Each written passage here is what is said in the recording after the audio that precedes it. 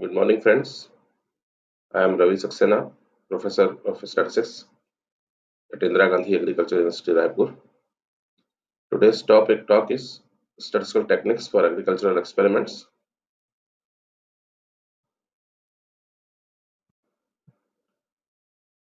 My objectives are to know the various statistical techniques used for research work, to understand the various softwares available for the data analysis, and how to draw the inference from the analyzed data set.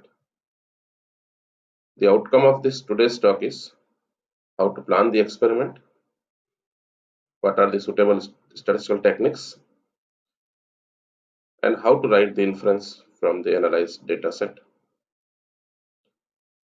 Researcher's problem is, will the new different practice affects the outcome of some particular segment of biological enterprises?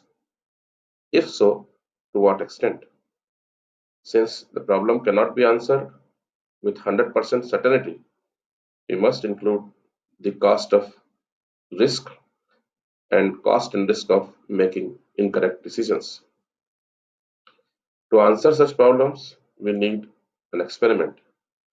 Experiments may be of two types: the simple experiments and complicated experiments. Simple experiment may have two treatments, but complicated experiments will have several rates or methods for applying of new practice. For formulating of research, we need to have hypothesis, planning of an experiment to test the hypothesis, observation and correction of data from the experiment, and interpretation of experimental results. We should take care of 3 R's of experimentation: replicate, randomize. In case of any difficulty, we can request to someone to solve the problem. There are some statistical techniques I will now demonstrate. First, we should go for the assessment of variability, in which we can calculate range, mean, standard deviation, coefficient of variation, standard error, skewness, kurtosis. In test of significance, we can go for the t-test, f-test, z-test, and chi-square test. T-test and z-test can be used for comparison of means, and f-test can be used for comparison of variances. Certainly, analysis of variance is a good technique.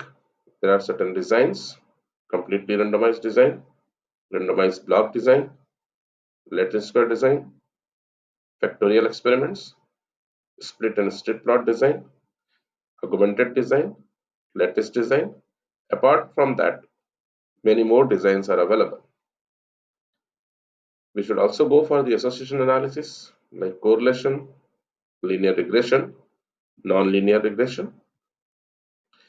After completion of the analysis, one should go for the presentation of research result, in which we can use LSD test or Duncan's multiple range test, bar chart, or line graphs.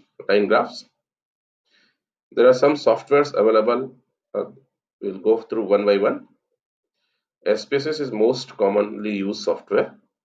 It says that it can calculate central tendency, dispersion, various descriptive statistics.